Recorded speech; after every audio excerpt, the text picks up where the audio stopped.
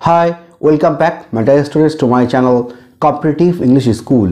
Today I will share a precis from PK De Sarkar. Precis number is 34.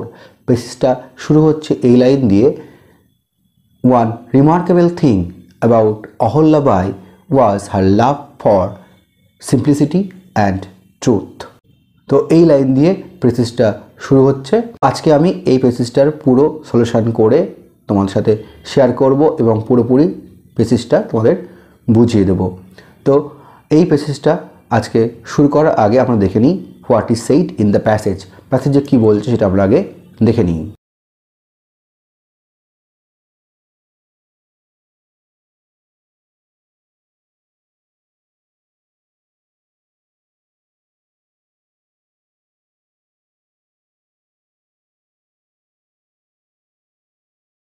তো প্যাসেজটা আমি তোমাদের just কয়েক সেকেন্ডের জন্য দেখালাম, তোমরা পজ করে দেখে নিয়ে তোমরা নিজের আগে একটু প্র্যাকটিস করো, তারপর আমি তোমাদের সাথে পুরো সলিউশনটা শেয়ার করছি।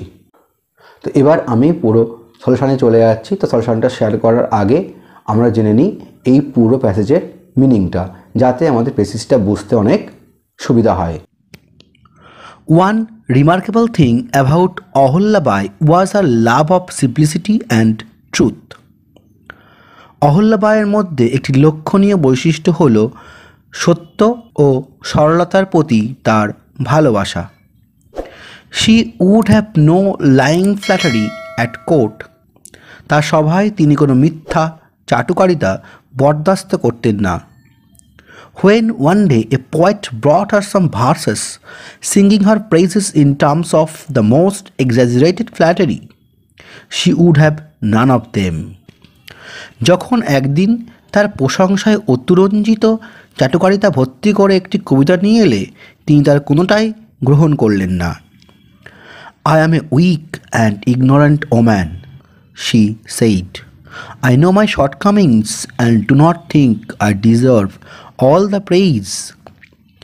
আমি একজন দুর্বল এবং অজ্ঞ মহিলা, তিনি বললেন। আমি আমার অক্ষমতা সম্পর্কে অবগত এবং আমি মনে করি না আপনার সমস্ত প্রশংসার আমি উপযুক্ত। So while the poet was kindly treated for his pains, the poem was thrown into the river by the queen's own command. সুতরাং কবির পরিশ্রমের প্রতি সদয় আচরণ করা হলেও তার কবিতাটি রানীর নির্দেশ মতো নদীতে ফেলে দেওয়া হয়েছিল। Yet, without any flattery, the people of Malwa had to praise this wise, brave, and noble queen who left her land at peace for 30 years and made her people happy, prosperous, and contented.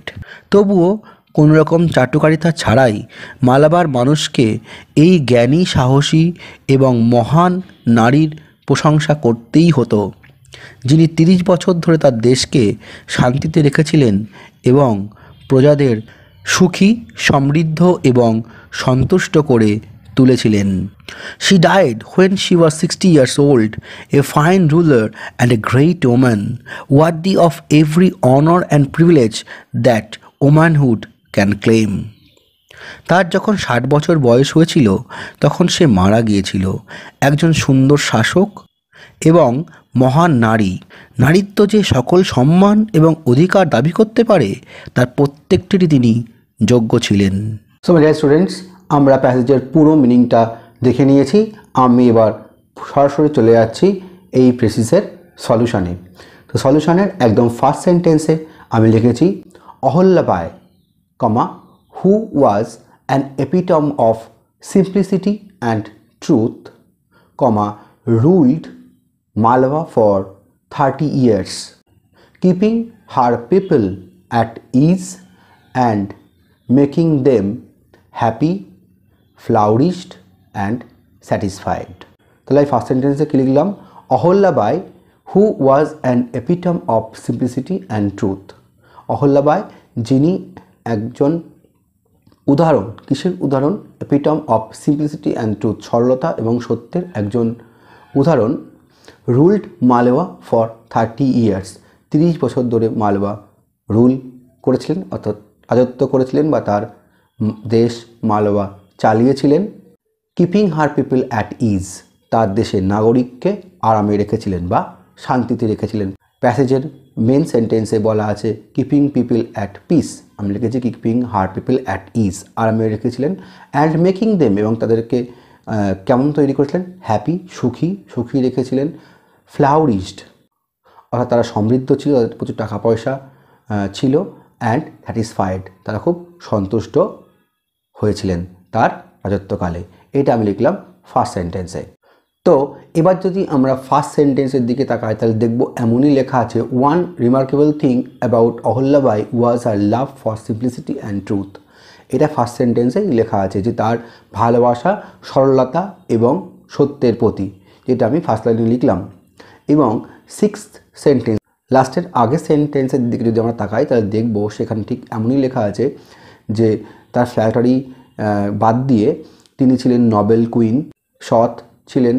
আর কী ছিলেন, তিনি তার রাজ্য মালওয়াকে তিনি 30 বছর রাজত্ব করেছিলেন, যেখানে মানুষরা খুব সুখী ছিল এবং তার তিনি যে ভালো সেটা তার প্রশংসা করতে বাধ্য হতো।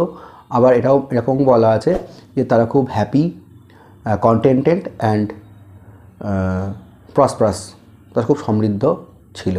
সেটাই কিন্তু আমি এই প্রথম সেন্টেন্সে তুলে আনলাম এইভাবে, Ahilyabai who was an epitome of simplicity and truth ruled Malwa for 30 years, keeping her people at ease and making them happy, flourished and satisfied. তিনি প্রত্যেককে সন্তুষ্ট করেছিলেন এবং মানুষদের খুব তিনি শান্তিতে রেখেছিলেন। এটাই কিন্তু আমি ফার্স্ট সেন্টেন্সে তুলে আনলাম ছোট করে।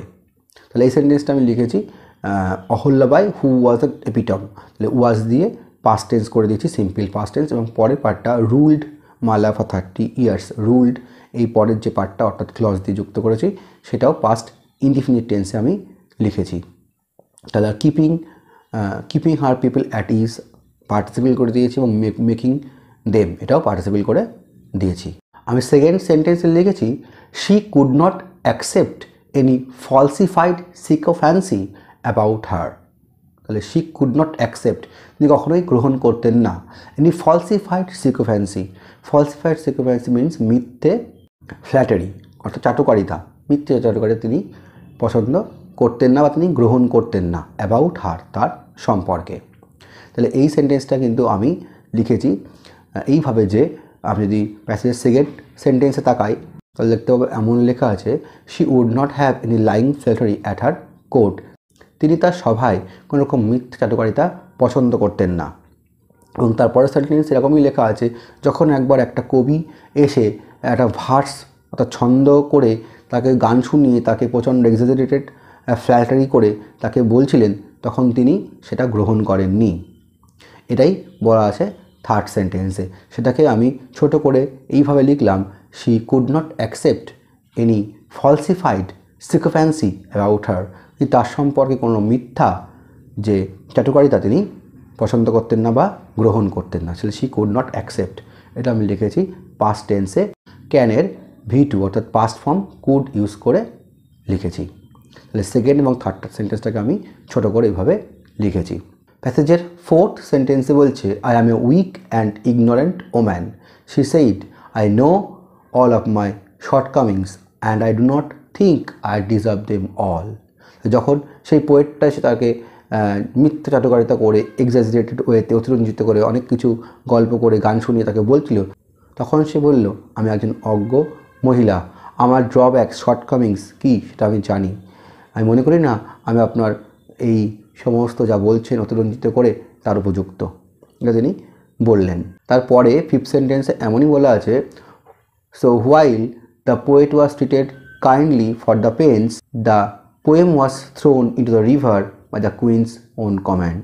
কুইন অর্থাৎ সেই রানীর কথা মতো তার কবিতা ছুঁড়ে ফেলে দেওয়া হয়েছিল নদীতে, তার কবিতা সম্পর্কে কাইন্ডলি তাকে ট্রিট করা হয়েছিল তার পরিশ্রমের জন্য।